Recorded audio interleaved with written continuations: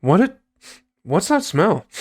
It smells just like Dark Moon Fair Week. It's time to parse, boys!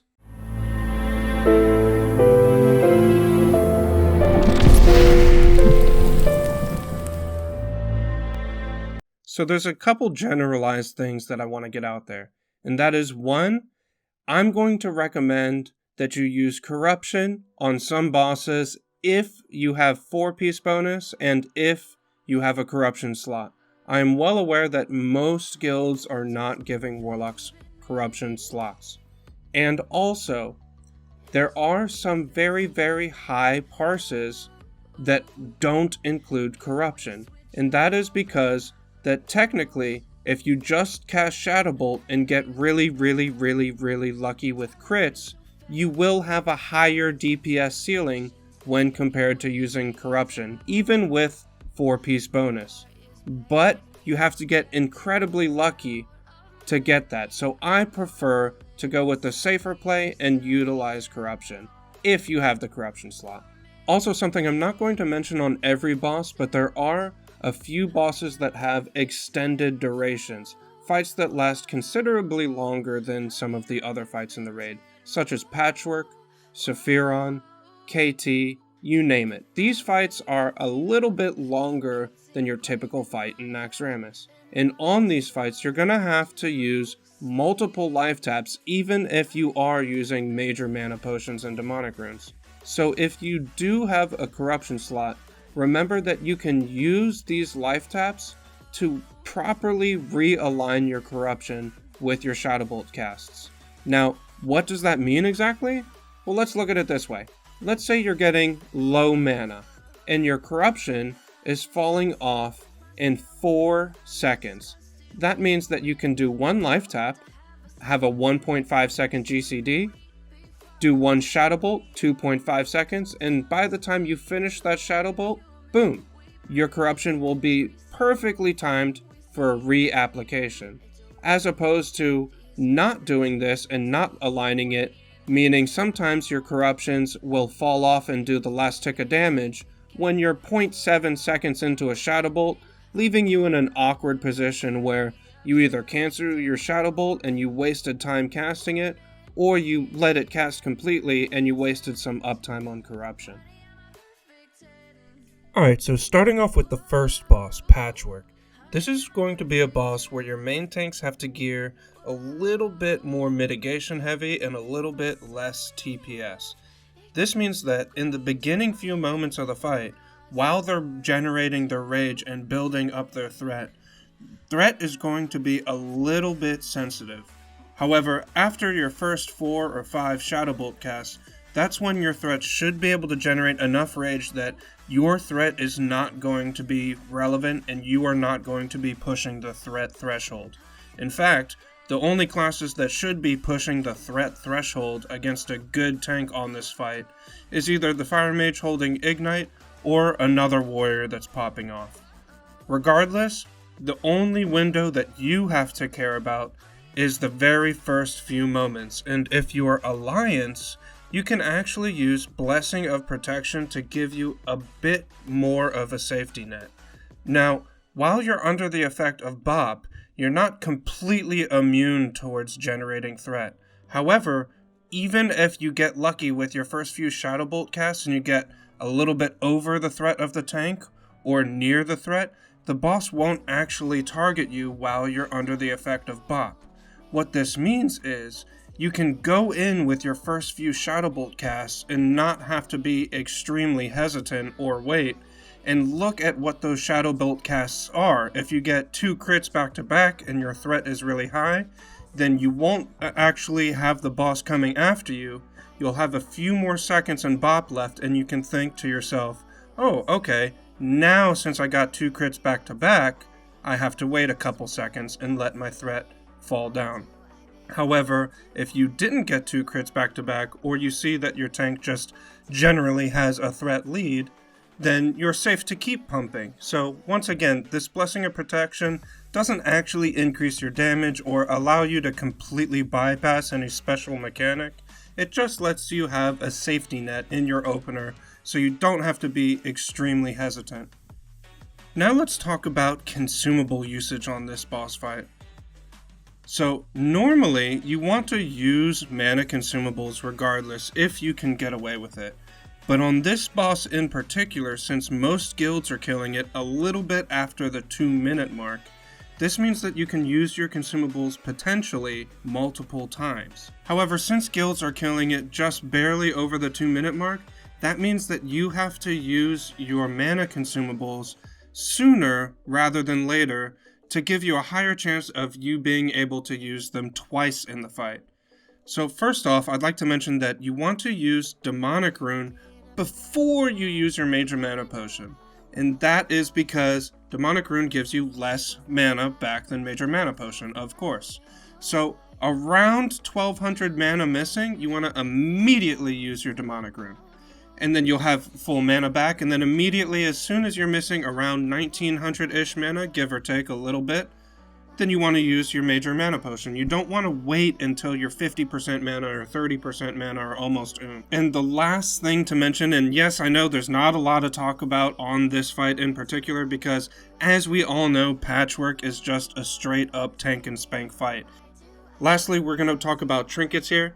You want to use the tier, of course. Obviously, you always want to use the tier. The tier is a warlock's bread and butter on bosses.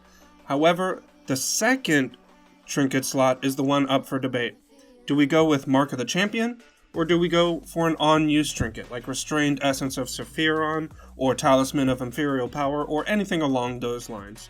And you actually want to go for Mark of the Champion. And that's not to say that Restrained Essence of Sapphiron is necessarily bad, but Restrained Essence of Sapphiron and most on-use trinkets are very, very good depending on your kill windows. If you can have a boss near a 60-second kill window or less, then Restrained Essence of Sapphiron is going to be better than Mark of the Champion on average.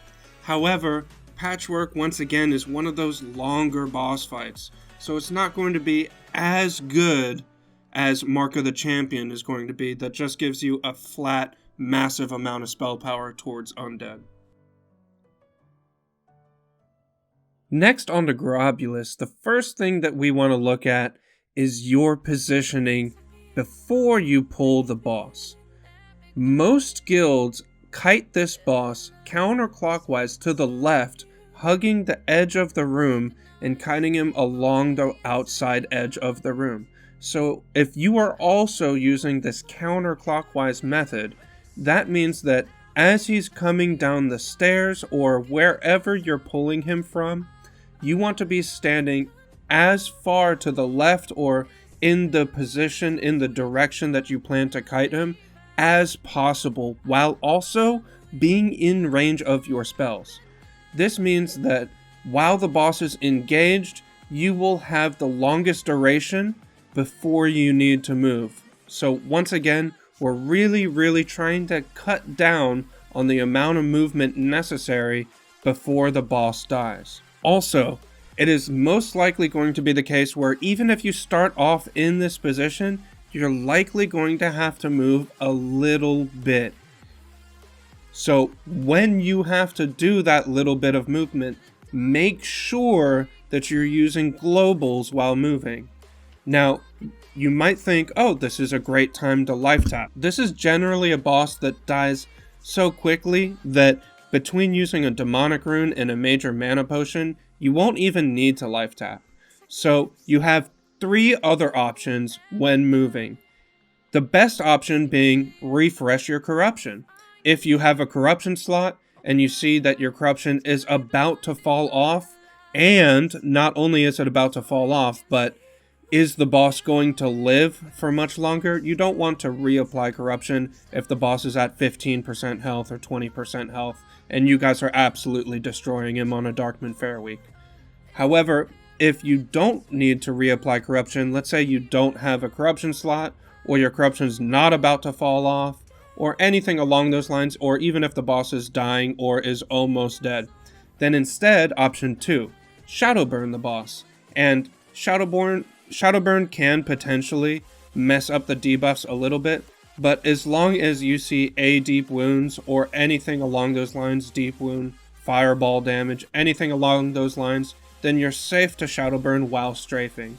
And the last option is Death Coil. And you might be saying, well, why is Death Coil last when Death Coil doesn't mess up debuffs? Well, that's because we're talking about parsing. And if we can save Death Coil towards the last very moment right before the boss dies to get a perfect execution off, then that's what we'd prefer to do. Shadow Burn, for example, has a very, very short cooldown compared to the 2-minute cooldown of Death Coil. So if we can sneak off a Shadow Burn and we don't mess up debuff slots, then that's what we'd prefer to do. But if you see that there's no extracurricular debuff slots, or your debuff slots are very, very tight at that very specific moment, then you can go for the Death Coil, since the Death Coil is going to be good to use while moving as opposed to not using anything at all. Third thing I want to talk about is probably the most important part of this boss, and that's just to get lucky and hope that you don't get a poo-poo cloud mechanic on you. If you get a poo-poo cloud and you have to run all the way out, or run all the way back in, chances are you are not going to parse on Globulus that week. I am sorry to hear it, but who knew? Poop clouds are not good for parsing. And once again, the consumables we are going to be using on this boss is Demonic Rune and Major Mana Potion. Trinkets we're going to use is Tear plus Sapphiron Trinket. If your guild is so big dick that you're pushing around a 60-second, 1-minute kill time, then I'd say Sapphiron Trinket, go for it. When it comes to the doggo, GLUTH, you want to first make sure that when you're on the pipe or in the tunnel running through the pipe, you want to make sure that you're up near the front of the pack. You don't want GLUTH to hit you. You don't want to be the first one jumping out of the pathway. But you do want to be right up next to the tank, because the moment that GLUTH targets someone, the encounter has started, and you don't want to waste time being all the way in the back of the pack. With that in mind, it's also important to remember that he has an AoE fear called Terrifying Roar that has a 10-yard range. Now, you can outrange this sphere quite easily by immediately strafing left or right and trying to get out of range of it. But also keep in mind that the more movement we have, the worse it is for us. So ideally, we want to be able to avoid this sphere while beelining it, while running directly into the position that we want to end up being in. So the one way we can avoid this fear is, once again, sorry Horde players, it is what it is, but you need a Dwarf Priest's Fear Ward. If you get a Fear Ward before going through the tunnel to GLUTH, you can just run a straight route directly to the end position where you want to end up standing anyways, and that's going to be the best play. If you don't get a Fear Ward, or if you're on Horde side, you can just strafe a little bit left, strafe a little bit right, whichever direction you want to go, and make sure you avoid this fear. Now, while you're moving into position, whether you have to strafe, you can run straight forward, you name it, whatever the situation is, you want to once again make sure you're doing something in this movement time. Use globals. So, if you have a curse assignment, put up your curse right away. If you're still moving, which you're typically going to be able to spend 2 to 3 globals while getting into position. So if you have a curse assignment, do your curse. If you don't have a curse assignment, put corruption up if you're allowed to. If you aren't allowed to put a corruption up, or if you want to use your second global, let's say you have curse and then something else, or corruption and then something else, you can also shadow burn, because that early on into the fight, the debuffs aren't going to be exactly optimally organized yet, so you can shadow burn as well. Just make sure you're doing something on your way to getting in position. And another one of those things that you could be doing while moving into position, and this is basically the only time that you're able to get it off, is a holy water, because near the end of the fight and during halfway through the fight, you're not going to be in range of the boss to get a holy water. So holy water is also a great thing to get off while running into your initial position. And it's important to note that Holy Water doesn't cause you to have a global either. So you can Shadow Burn Holy Water, bang bang, and immediately do a big spike of damage, or Corruption Holy Water, etc., etc. If you do have a PI assignment, or if you're using an on-use trinket, then I would recommend popping your trinket and PI to align with your second corruption application. Why second corruption application? Because while we're moving into position, when we put our initial corruption application on, we aren't going to be able to immediately chain that corruption into Shadow Bolt casts because we're moving into position. So if we were to use our PI on the initial corruption, if you have a corruption slot, then it wouldn't be used optimally because we would follow that corruption up with a Shadow Burn or something else while we're still moving into position, as opposed to using it for your second corruption slot. Then we would be using PI more optimally because we have more time casting Shadow Bolt, which is our highest potential damage output spell. Now, let's look a little bit on how it would look like using PI or an on-use effect on this fight. Now, let's look at an example of if you truly do have a PI and a corruption slot, for the sake of parsing. So 0 seconds is exactly when you land on the ground, immediately when you can first cast your spell. At 0 seconds, we want to cast Corruption. That is our first corruption, and after that GCD comes up 1.5 seconds in, we cast Shadow Burn. After that 1.5 seconds of Shadow Burn, we should be in position so we can start casting Shadow Bolt. When you first start casting your Shadow Bolt, ideally, and it depends on how good your PI priest is, or things of that nature. It depends. You know the reaction time. You know the reaction time of your guildies. Some people are 5 head, some people are 0.5 head. But ideally, you want to call for PI when you're about halfway through, or ideally near the end of your first Shadow Bolt cast.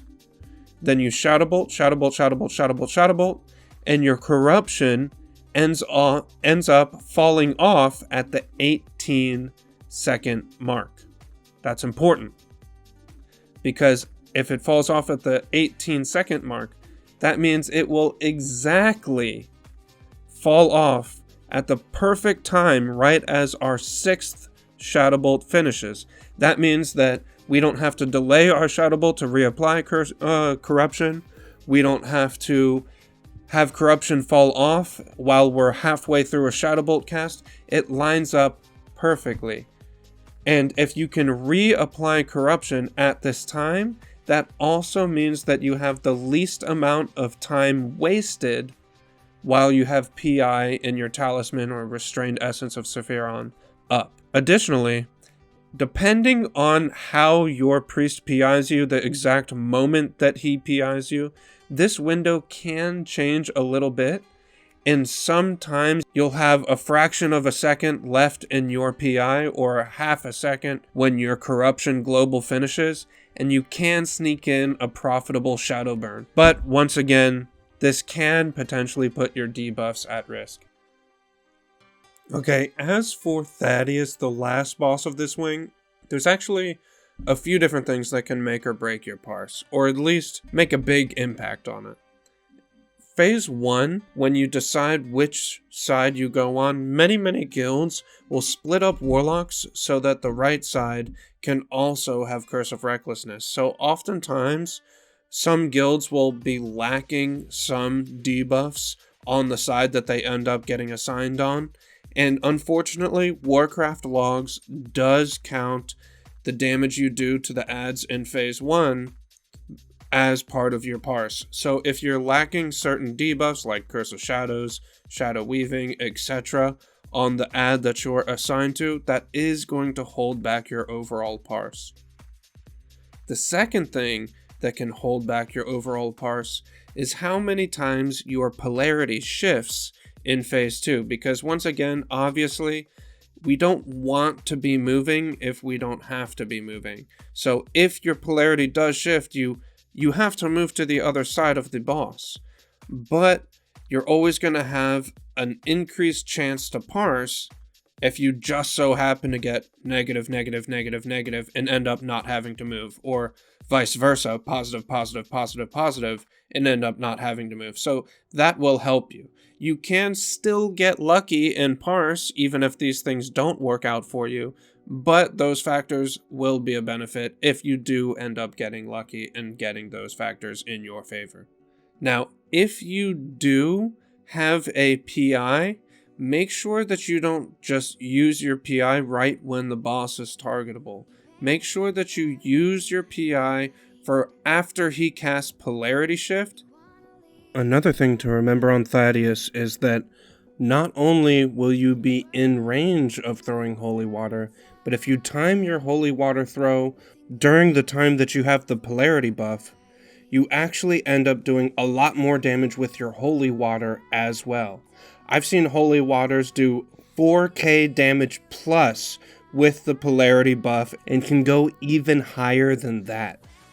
When everyone is stacked up on their sides, the negative and the positive side, you don't want to be as far away as you possibly can. You want to be up near the melee as close as you possibly can. Now, why is that? Again, obviously, I'm sure all of you could answer this correctly. We want to minimize the amount of movement that we have to do if we just so happen to have to cross to the other side. So by standing in melee, you're going to be able to move into your other position within one global, whether that global is reapplying corruption, shadow burn, a life tap, whatever it may be. Also, by standing closer to melee range, you're also making sure that you're in range of your Holy Water. And Holy Water is a big deal on this boss fight. We have to time up our spells on this boss fight with Polarity Shift, including Holy Water. And what that means is you'll be able to watch your DBM or whatever add-on you're looking at and see when your Polarity Shift is ending. And you want to get the most bang for your buck, the most damage out of your spells while you have that Polarity buff. So if you see the Polarity is ending in 2 seconds and you just finished a Shadow Bolt, then don't cast another Shadow Bolt. Cast a Shadow Burn and a Holy Water.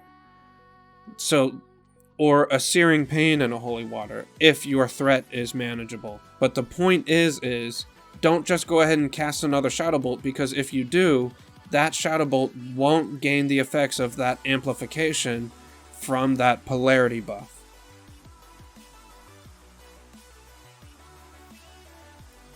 As for consumables, once again we want to use Demonic Runes and Major Mana Potions because our damage is greatly modified here, and we don't want to be wasting globals on life taps if we can help it.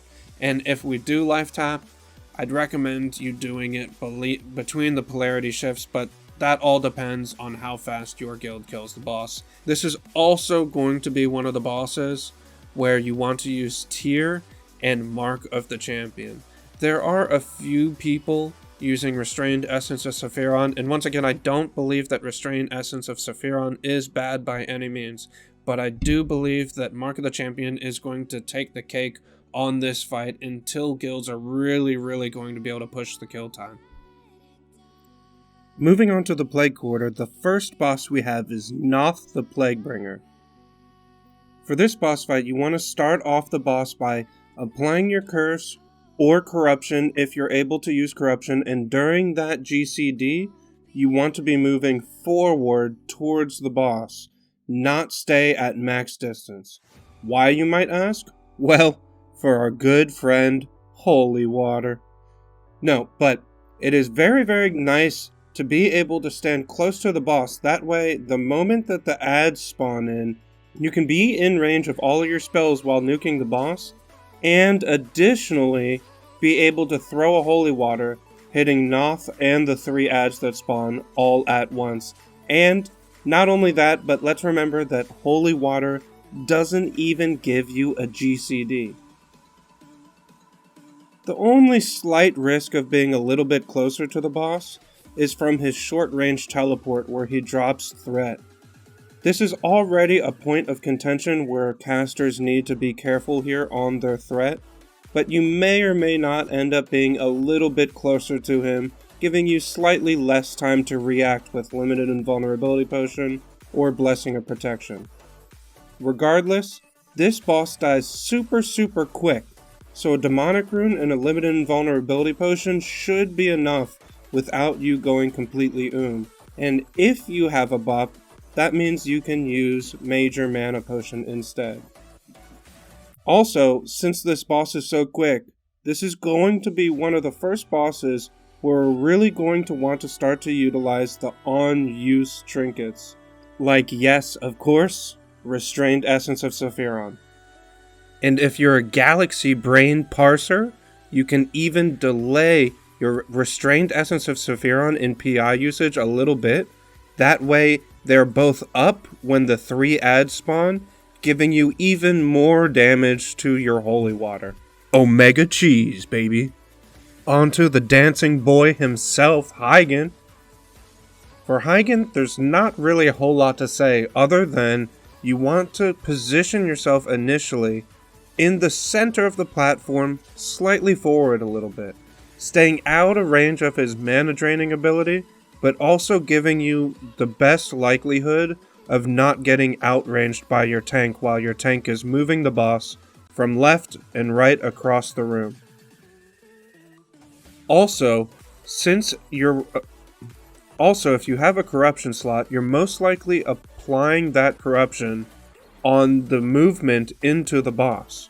So that means you want to hold off your PI to align with your second corruption cast, similarly like we discussed back on GLUTH. Other than that, this boss is pretty much just a tank and spank, since most serious parsing guilds are killing this boss before entering the dancing phase. And for the final boss of the Plague Wing, we have Loatheb, and well, for this boss, you kind of need to convince your group to let you parse, and I think you all know what I mean by this. We need that first spore, baby. We need that very first one, so we can just ride the wave the whole boss. So, you might have to pull a little strings here and there, but obviously, if you get the spore right away, you are going to be doing maximum DPS, and that's going to be the best way to parse on this fight. Moving on though, it is important that you have a greater Shadow Protection Potion pre-popped with your potion off cooldown by the time you move into the boss.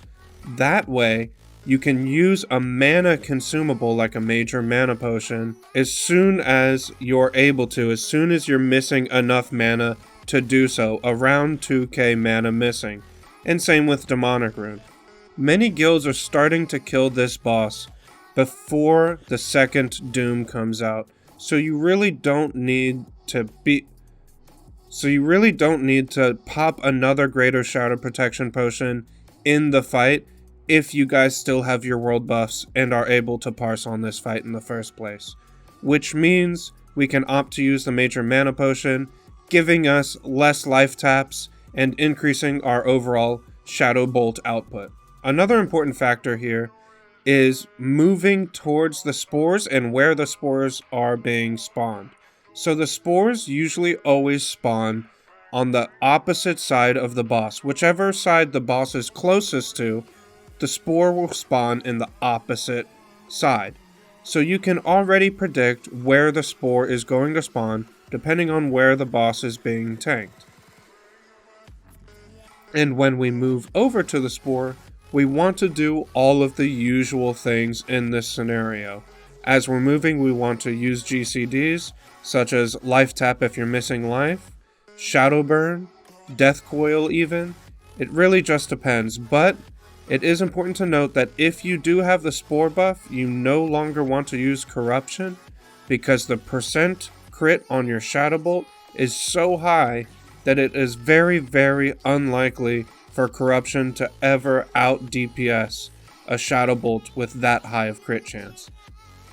The first boss of the Spider Quarter, another super easy boss in NAXX, is Anub'ar Khan. And your opener for this fight is really going to depend on if your guild focuses the ads, or if they focus the boss and cleave the ads down. Most parsing guilds will do the latter, focus the boss and cleave the ads down, which is better for you as a warlock, because that means that you can use your on-use trinket. Since this is already a very, very fast fight, you can activate your Restrained Essence of Sapphiron and multi-dot these ads. You can Curse of Agony them, you can Corruption them, and you can get your dots durations off if these ads are being cleaved and not focused. If they're being focused, then it's a little bit dicey trying to put dots on them because they'll end up dying way too quickly for you to get the value out of your dots. But if you are able to dot these, you can pop PI, pop your trinket, dot these, and then nuke a Nubricon. Once again, as always, in the beginning of the fight, if you are multi-dotting these ads, or if you're doing your curse assignment, or whatever job you're currently positioned on, make sure that while you're doing these globals, you are putting yourself in the best position possible. Which the best position possible is towards the ads near melee range, so you're in range of, yes, once again, holy water, but also you're not too close to a large group of people. So near melee, but slightly off to the side. And that is so you can decrease the chance of the spikes spawning in your direction. Because once again, we want to minimize the chance that we have to move for any given reason once we've set ourselves locked in place. Alright, before we get into the second boss of the Arachnid Quarter, Grand Widow Fairlena, I just want to point out that I was going to use this picture of Fairlena, but it looked like she was a little country girl like Betty Sue or, something like that. I wasn't feeling it. So instead, I decided to give all of you perverts out there what you wanted, and we went with the thick goth girlfriend look. So, you're welcome, guys, and you can thank me by, liking the video, subscribing, maybe, hitting the bell button, commenting down below. Any of those things would be a great, great help to me, you guys. So, if this video has helped you out at all, you don't have to do all of those things. Just pick one, like the video, maybe subscribe. Any of those things will help me out greatly. Thank you so much, you guys. I really appreciate it. Anyways, Grand Widow Fairlena. On this fight, we want to start off the fight by pre-casting on the Skull ad. Then, after we pre-cast on the Skull ad, initiating the pull, then we want to cast 1 to 2 corruptions on the X marked ad, the second target, and Grand Widow Fairlena, depending on your kill speed. And what I mean by this is, it's going to depend on how fast your guild in specific kills the X marked ad. If your guild kills the X marked ad a little bit too quickly and you can only get 4 ticks of corruption off, you just don't corruption the X marked ad. Instead, you corruption Fairlena and you just nuke Fairlena. Something a bit different about this boss is, generally, on most of these bosses I've been telling you to stand close so you can use holy water. However, not only is this boss humanoid, so holy water won't work, but also if you stand too close to the boss, you'll be affected by Widow's Embrace, reducing your cast speed by 25%. So make sure that you stand out of range of this by just standing far away from the ads. And not only do you want to stay far away from the ads and the boss themselves, but you also want to stay away from other players on your team as much as possible. You don't want to be in the large group, the large pack of players. And the reason that is because Rain of Fire is going to pick one person to spawn on, and it's more likely that you'll have to move out of a Rain of Fire if you stand on a large group of players. So let's cut down the chance that we even possibly have to move by just standing off on our lonesome, because nobody likes us anyway. As usual, use your mana potions and demonic runes here, since there isn't any particular potion that we absolutely have to use to dodge a specific mechanic. And this boss is also fast enough for most guilds to start using Restrained Essence of Sapphiron, so this is once again one of the boss fights that you want to be using an on-use trinket for. Like all of the other bosses in the Arachnid Quarter, the last boss is no different. Maxina is also a boss that dies super fast, so we can use our on-use trinkets like Restrain Essence of Sapphiron once again.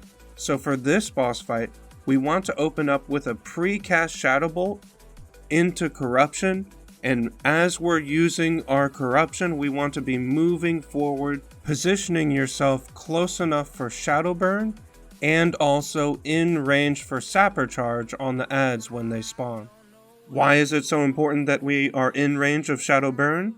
Well, not only do we want to execute the boss with Shadow Burn as usual, but we also want to align our spells with Web Spray. Just like we mentioned before on Thaddius and other various bosses, anytime there's a mechanic that has a buff or prohibits you from casting spells or movement or anything like that, you want to align your spell casts to fit in the most spells possible. So if you do have a corruption slot on Maxina, and you have a couple seconds left until she web sprays, then make sure you refresh your corruption if your corruption's falling off. Or let's say there's 2 seconds left until web spray, and you just finished a Shadow Bolt cast, then you can Searing Pain Shadow Burn before the web spray, as opposed to trying to Shadow Bolt and getting nothing, and things of that nature. Other than aligning your spells with that web spray, and using your trinket to do that big damn, you really just want to cross your fingers and hope that you're not one of the unlucky people that gets pinned against the wall in the web. Last but not least, in the military quarter, we start off with the Omega Chad himself, Instructor Resuvius. And I mean, look at that haircut. It looks like something straight out of G.I. Joe, no? What's important about this boss is there's a big difference if your guild can kill it within 1 minute 15 seconds, which is when the third Disrupting Shout comes out. And this is very important, mostly for Alliance guilds. And that's because Disrupting Shout is avoidable. You don't have to line aside it. What a lot of people don't know is Disrupting Shout is physical damage. That means that we can use limited invulnerability potions and be immune to its damage, and also have a Blessing of Protection and be immune to its damage. This means that if you're a Horde caster, you can avoid one of the Disrupting Shouts. And if you're an Alliance caster, you can avoid 2 of the Disrupting Shouts. Meaning, if you can kill him before 3 Disrupting Shouts and you play Alliance, you don't ever have to hide for any reason. As long as you make friends with one of your paladins and, you know, suck up to him a little bit here and there. Maybe give him a little bit of gold or, you know, something like that. Luckily, this boss dies so fast for most parsing guilds that the limited invulnerability potion doesn't really even set you back much, which is great. Normally when we use a limited invulnerability potion, that means that we're going to have to life tap a few times because we don't have that major mana potion to rely on. But this fight dies so quickly that just Demonic Rune is usually enough. And since this fight dies so quickly, we go for the Restrained Essence of Sapphiron if your guild is able to kill it that quickly, which once again is about 60 seconds or under. Gothik the Harvester. If you're in a parsing guild, you know exactly why I'm sighing. On the living side, as a caster, these ads have no HP, and they die so quickly that it's hard to get Shadow Bolts off, which feels pretty bad. So I wrote down here, pretty much just AFK until 1 minute before Phase 2, aka when he lands. Obviously don't really AFK, but for most guilds, Phase 1, the ad phase, it's such a joke on caster side that you just really don't have to try much. Luckily, the first phase, when all the ads spawn, don't count towards our parses, so that's the good news. Now, why did I say up until 1 minute before Phase 2? That's because we have this wonderful spell called Curse of Doom. You can put dots up on Gothik when he's up on his high horse, up on his pedestal up there, you know, thinking he's all high and mighty. You can put dots on him and he just doesn't take any damage. Well, Curse of Doom doesn't do any damage until 1 minute later.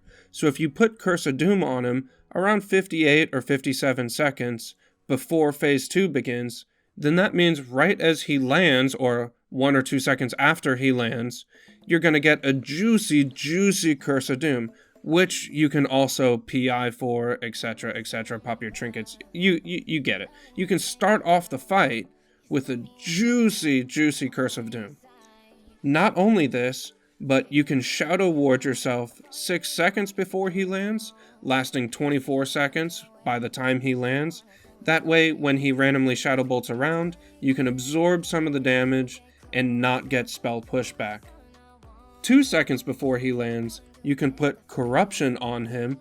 That way, your Corruption ticks every 3 seconds. By the time he lands, 1 second after he lands, you'll get that first tick of Corruption, and you'll also already have a Corruption rolling.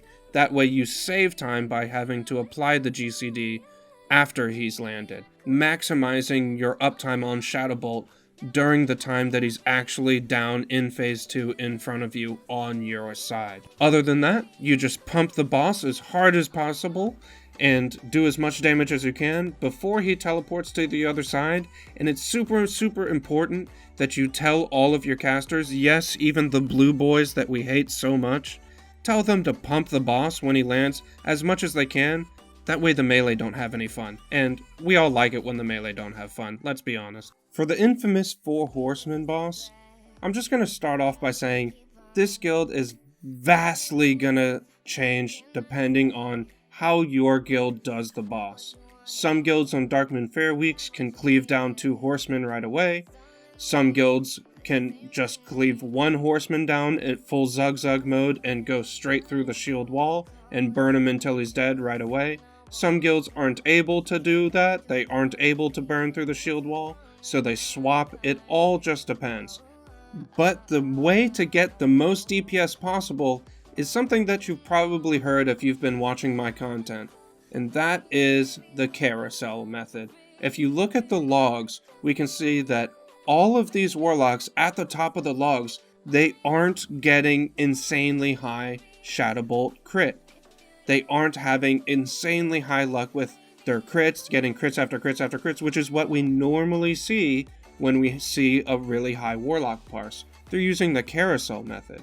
And what the carousel method is, and you can call it whatever you want, what it is getting a bunch of spell power and going around and multi-dotting, utilizing your dots as much as possible. And looking at these logs, we can see just how much damage the warlock is able to do here compared to the other classes. And like I've said in the past, it is very, very hard for any other class, as you guys can see here, to compete with a warlock if he or she is going with this multi-dotting method. Other than the multi-dotting method, what else can we do to improve our gameplay here? Well, on the pull, when all 4 of the Horsemen are stacked together, we want to put Curse of Doom on one of the far away Horsemen, and put Curse of Agony on the other 2 targets that is not going to be our primary kill target, typically Thane for most guilds, and putting Corruption on our primary target. During these globals of these dots, you can also hit a 4-man Holy Water, since they're all going to be stacked up. And yes, that means that we want to be using our PI and Talisman right away so we can get that amplification of damage off for all of our dots, for the Holy Water, and all of the following damage that's going to be coming afterwards. And by that, I mean during all of these dots, Holy Water, etc., you also want to slowly be strafing your character to the left into Thane's corner to make sure that you prepare your positioning for the meteor group so you can soak the meteor and be in place as soon as possible so we can minimize our amount of useless movement. Unfortunately, beyond this point, there's not much I can say for you guys, since it really just depends on the capabilities of your guild and the strategies that you guys use. For the second to last boss in NAXX, Sapphiron, one of the main points of contention is going to be what gear do you use on this boss, because Like we all know, this boss requires you to change your gear setup a little bit, going for more frost resistance. But I made a whole video going over multiple different frost resistant setups. Other than that, there's a couple things that we can do here to min-max, but not a lot. The first of those being, whenever the ice blocks are coming out, aim for an ice block that's closer to the boss as opposed to farther away. Now, this isn't always going to be an option. Sometimes you'll only have one ice block on your side and it's very far away from the boss. But anytime that you have multiple options, one far away, one mid-level, one close to the boss, you want to go to the one that's a little bit closer. That way you can stay in range of Shadow Burn. And why do you want to stay in range of Shadow Burn? Because yes, just like the web spray, just like Thaddius, we want to try to squeeze in as many spells as we possibly can before we end up line of sighting around that block. And I know this is playing a dangerous game. You could kill yourself, you could look like a complete idiot, and you're going to have to explain this to your raid leader. That's why, just don't mess up, duh. But in all seriousness, it's a great time to try to squeeze in a reapplication of Corruption before line of sighting, squeeze in a Searing Pain, a Shadow Burn, anything along those lines. And for the last boss of all of Classic WoW, Kel'Thuzad. Kel'Thuzad's parse starts at the beginning of Phase 2. So this means that any remaining adds that are up, which usually means the ghosts, will count towards your parse. So if you still have any adds up, such as the ghosts, make sure you multi-dot these and try to kill them while moving into your assigned position, because this will add damage. So if you have a corruption slot, put a corruption on the boss, and also leave your dots on the ghost if you have to position yourself far away from the ghost on the other side of the room. If your assigned position is near the ghost, then you don't have to leave dots on the ghost, you can just single target Shadow Bolt the ghost down. Beyond that, this is basically just a patchwork fight for warlocks, since mages are the ones that usually handle the mind controls. Unlike the patchwork fight though, we cannot use Major Mana Potion on this fight. We have to use Greater Frost Protection Potion to help out our healers. Not only that, but you can further help out your healers and put yourself at lower risk if you stagger your life taps. So what do I mean by this? You don't want to go completely on this fight and life tap multiple times in a row. What you want to do is, after a Frostbolt volley comes out and you take damage, then you want to life tap 1 or 2 times, giving your healers plenty of time to top your health back up before the next Frostbolt volley comes out. So please, please, please, you guys, make sure you watch the Frostbolt volley timer so you don't accidentally life tap and kill yourselves. And if you have killed yourselves on this fight, you're obligated to comment down below and tell me, alive, I committed Sudoku on this fight at least one time. As long as you use your life tap responsibly and you're using Greater Frost Protection potions, there's not much more to this fight. For a warlock, pretty much just a tank and spank. Alright guys, that's the end of the video, and some of you guys have noticed that I've been streaming retail on Twitch on my live stream, and also that I haven't been playing Classic as much, and people have been asking me, are you quitting Classic? And, well, I am going to be taking a little bit of a break from playing Classic and playing a little bit of retail as I wait for TBC, because I'm sure, like all of you, I am super, super excited for TBC. But I'm still playing Classic a little bit here and there, and people have also reached out to me and said, Alive, since you're taking a little bit of a break on Classic, are you still going to be making content? Are you still going to be doing coaching for NAXX? Because I really need help performing as a warlock in NAXX, and both answers, yes, of course I'm going to be making content for you guys. Actually, I have quite a few videos lined up for TBC and pre-patch for TBC, and some ideas going forward that I'm super excited to share with you guys. And also, yes to the second question, Even though I'm slowing down playing a little bit of Classic and I'm experimenting with retail a little bit, I'm still doing coaching sessions. So if any of you guys want coaching sessions, all you have to do is reach out to me on my Discord. Anyways, guys, that's it for the video. Let me know if I missed anything, if you guys know anything that I don't know, or if I taught you guys something that you didn't know. That would always be cool too. Just comment down in the comment section down below, and I look forward to hearing from you guys. Until next time, guys, I'll see you in the next video.